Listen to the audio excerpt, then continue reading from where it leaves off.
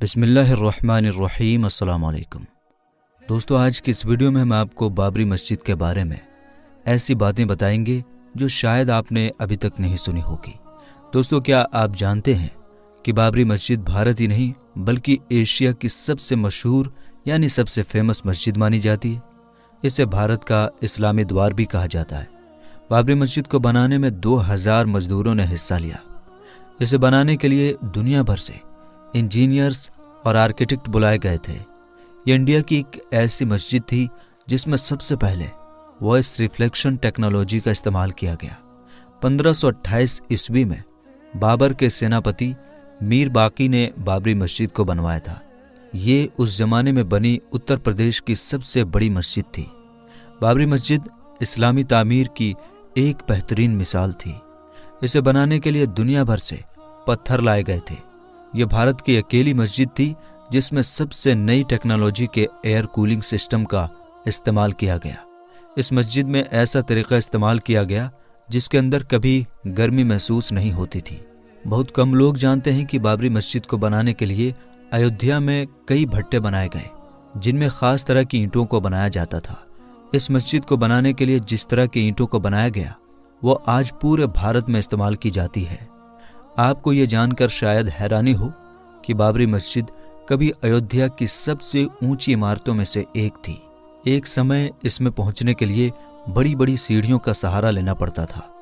बाबरी मस्जिद में बनी मीनार 200 फीट ऊंची थी जिसे आजान देने के लिए काम में लिया जाता था। बाबरी मस्जिद भारत की अकेली मस्जिद थी जिसमें वॉइस रिफ्लेक्शन टेक्नोलॉजी का इस्तेमाल किया गया। बाबरी मस्जिद को इस तरह से डिजाइन किया गया था कि अगर कोई इसके गुंबद के नीचे खड़े होकर बोलता तो उसकी आवाज पूरी बाबरी मस्जिद में सुनाई पड़ती। ये अयोध्या की सबसे बड़ी जामा मस्जिद थी। अंग्रेज गवर्नर लॉर्ड विलियम वेंटिक भी बाबरी मस्जिद की तारीफ किए बिना ना रह सका। इतिहास लिखने वालों की माने तो मीर बाकी ने बगदाद से वुजू करने के लिए एक नए तरह का वॉश बेसिन मंगवाया जिस पर खड़े होते ही पानी निकलने लगता था। ये वॉश बेसिन कई सालों तक बाबरी मस्जिद में इस्तेमाल किया जाता रहा। इसकी खोज मशहूर मुस्लिम वैज्ञानिक इस्माइल अल जज़री ने की थी। अल जज़री दुनिया का पहला वैज्ञानिक था जिसने सबसे पहले क्रैंकशाफ्ट बनाया जिसके बगैर आज किसी इंजन को नहीं चलाया जा सकता। उसे फादर ऑफ रोबोटिक्स भी कहा जाता है। 3 गुंबदों पर बनी बाबरी मस्जिद में एक कुआं भी मौजूद था जिसे शिफा वाला कुआं कहा जाता था। ये कुआं बाबरी मस्जिद के शहीद होने से पहले तक पानी देता रहा। 19वीं सदी तक इसे वुजू करने के लिए इस्तेमाल किया जाता था। बाबरी मस्जिद के आंगन में मौजूद इस कुएं का इस्तेमाल हर धर्म के लोग करते थे। बहुत कम लोग जानते हैं कि बाबर ने भारत में 4 मस्जिदें बनवाई जिनमें से एक बाबरी मस्जिद भी थी। घाघरा नदी के किनारे बनी इस मस्जिद को बनाने के लिए बाबर ने पत्थर काटने वाले 1500 इंजीनियर्स बुलाए थे। बाबर को नई टेक्नोलॉजी से बहुत लगाव था। उसने अपने ज़माने के सबसे नए हथियारों का इस्तेमाल किया। बारूद और तोप बनाने के तरीक़े बाबर ही भारत लेकर आया था। बाबर ने बाबरी मस्जिद में नमाज पढ़ाने के लिए इमाम भी रखे हुए थे जो कई सौ सालों तक इस्लाम की तबलीग का काम करते रहे। बाबर ने बाबरी मस्जिद को बनवाया ज़रूर लेकिन उसे देखने के लिए कभी अयोध्या नहीं जा सका। बाबरी मस्जिद के बनने का काम पूरा होते ही उसकी मौत हो गई। कहा जाता है कि बाबर अयोध्या को मुगल हुकूमत की सबसे ताकतवर राजधानी बनाना चाहता था। यही वजह है कि उसने पूरी ताकत लगाकर अवध को मुगल हुकूमत का हिस्सा बना दिया। अयोध्या को फेमस करने में बाबरी मस्जिद का बड़ा रोल रहा। इसकी बनावट और डिज़ाइन बहुत खूबसूरत थी। इसके डिज़ाइन और स्ट्रक्चर को बाद में ताजमहल में इस्तेमाल किया गया। बहुत कम लोग जानते हैं कि बाबरी मस्जिद को एक पहाड़ पर बनाया गया था। ये पहाड़ सैलाब से बचने के लिए अयोध्या की सबसे सुरक्षित जगह थी। बाबरी मस्जिद को मंदिर बताने का सबसे पहला काम निर्मोही अखाड़े ने किया। 1853 में नवाब वाजिद अली शाह के ज़माने में सबसे पहले इस मस्जिद की जगह मंदिर होने का दावा किया गया और देखते ही देखते एक युद्ध में बदल गया। अंग्रेज़ों ने जांच पड़ताल की और इसे मस्जिद होने का सर्टिफिकेट दे दिया। आपको ये जानकर शायद हैरानी होगी कि तुलसीदास ने अयोध्या में बैठकर ही रामचरितमानस लिखी। लेकिन उन्होंने किसी मंदिर को गिराकर मस्जिद बनाने का जिक्र नहीं किया और न ही इतिहास की किताबों में इसका कोई ठोस सबूत मिलता है। जज से लेकर सरकारों ने कई बार बाबरी मस्जिद को मुसलमानों का धर्मस्थल बताते हुए ऐतिहासिक फैसले दिए। 1949 में सिविल जज ने बाबरी मस्जिद को मुसलमानों की प्रॉपर्टी बताते हुए कहा कि इस पर मुसलमानों का हक है और ये एक मस्जिद है जिसको बाबर ने बनवाया था। बहुत कम लोग जानते हैं कि बाबरी मस्जिद में जिस दिन मूर्तियां रखी गई वो जुमे का दिन था। इस विवाद के बाद फैजाबाद कोर्ट ने मस्जिद में ताला लगा दिया।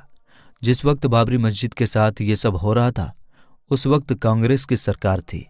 नेहरू ने इस विवाद को सुलझाने के लिए तुरंत सीएम गोविंद वल्लभ पंत को हुक्म दिए, लेकिन उन्होंने नजरअंदाज किया। 1986 में राजीव गांधी ने मस्जिद के ताले खुलवा दिए और उसी वक्त राम मंदिर आंदोलन की शुरुआत हो गई। आडवाणी के रथ यात्रा ने सब कुछ बदल दिया। यह रथ जहां से गुजरा वहां का माहौल बदल गया और इंडिया में एक नई राजनीति की शुरुआत हो गई। 6 दिसंबर 1992 में अयोध्या में कार सेवा का ऐलान हुआ और फिर कुछ ही घंटों में 2 लाख कार सेवकों ने बाबर की बनाई इस मस्जिद को धूल में मिला दिया। बाबरी मस्जिद को इस तरह गिराया जाना भारतीय संविधान का खुला मजाक थी। यह भारतीय इतिहास का काला दिन था।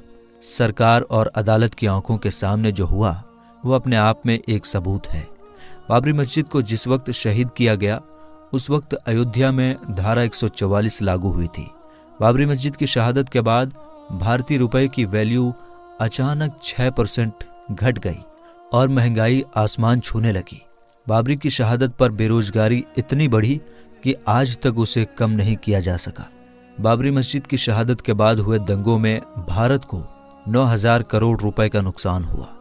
बाबरी मस्जिद भारतीय इतिहास की सबसे विवादित मस्जिद मानी जाती है। इसके केस में 10 लाख से ज्यादा पन्नों और 2,000 से ज्यादा सबूतों का इस्तेमाल हुआ।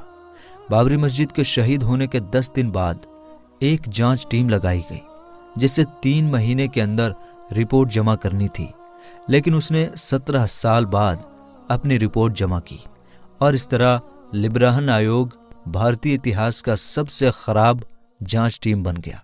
बाबरी मस्जिद को तुड़वाने वाले लोगों पर केस दर्ज करने में सीबीआई को 1 साल लग गए। सीबीआई ने 49 लोगों पर केस दर्ज किया जिसमें सारे लोग छूट गए और इस तरह बाबरी मस्जिद को किसने शहीद किया ये आज तक किसी को पता नहीं चला। 30 दिसंबर 2010 को इलाहाबाद हाई कोर्ट ने बाबरी मस्जिद पर फैसला सुनाया और उसे 3 हिस्सों में बांट दिया। मामला सुप्रीम कोर्ट पहुंचा तो उस जगह पर मंदिर बनाने का हुक्म दे दिया गया।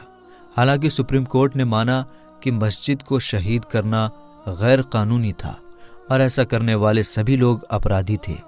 मुसलमानों ने देश की अमन और शांति के लिए सुप्रीम कोर्ट के दिए गए इस फैसले को कबूल भी कर लिया और दूसरी जगह 5 एकड़ जमीन लेने पर राजी भी हो गए।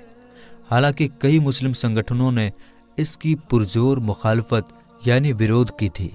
आपको ये जानकर शायद हैरानी होगी कि बाबरी मस्जिद को शहीद करने वाले बहुत से लोग मुसलमान बन गए।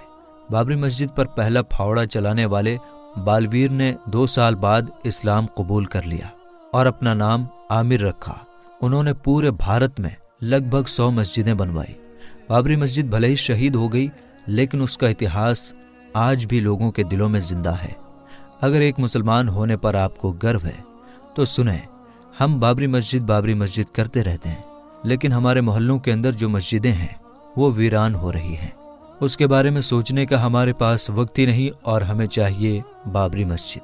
मेरे दोस्तों, अल्लाह के वास्ते पहले अपने मोहल्ले के मस्जिदों को आबाद करो। अगर हम अपनी मस्जिदों को जाकर देखें तो 1 से 2, 2 से 4, 4 से 5 सफ़े मिलती हैं। लेकिन होना क्या चाहिए था? नमाज तो यकीनन हर मुसलमान पर फ़र्ज है, 2 टाइम की भी नमाज माफ़ नहीं है। लेकिन बावजूद इसके कि जो हमारे मोहल्ले की मस्जिदें होती हैं वो 5 टाइम नमाजियों से खाली रहती हैं, 1 या 2 सफ़े ही नज़र आती हैं। हालांकि जुमे के दिन तो पूरी मस्जिद भरी हुई नज़र आती है और यहाँ तक कि जो बाहर के रास्ते होते हैं वो भी जाम नज़र आते हैं। जो तादाद जुमे के दिन रहती है वही तादाद अगर जुमे की नमाज पढ़ने के साथ साथ रोज़ाना 5 वक्त के नमाज पढ़ने के लिए होती तो बाबरी मस्जिद शायद शहीद ही ना होती। बाबरी मस्जिद में आखिरी नमाज 1949 में पढ़ी गई और तब से लेकर 1992 तक कोई नमाज नहीं पढ़ी गई। मेरे मुसलमान भाइयों, अल्लाह का हम पर अजाब ही है कि हमने अपनी मस्जिदों को वीरान कर दिया। हम अपनी मस्जिदों के अंदर नमाज की अदायगी नहीं करते और मुंह पर हमारे सिर्फ बाबरी मस्जिद लगा रहता है। क्या हमारे बाबरी मस्जिद कहने से अल्लाह राज़ी हो जाएगा? हरगिज़ नहीं। अल्लाह तभी राज़ी होगा जब हम अल्लाह को राज़ी करेंगे, और अल्लाह को राज़ी करने के लिए हमें 5 वक्त की नमाज अदा करना फ़र्ज़ है। मेरे दोस्तों, आज की इस वीडियो में बस इतना ही। अगर हमारी आज की ये वीडियो आपको पसंद आई हो तो लाइक कर दीजिएगा। वीडियो अगर समझ में आई हो तो कमेंट बॉक्स में अपनी राय का इजहार ज़रूर कीजिएगा। मिलेंगे इंशाअल्लाह ताला फिर एक नई और अच्छी वीडियो के साथ। तब तक के लिए अस्सलाम वालेकुम, अल्लाह हाफिज़।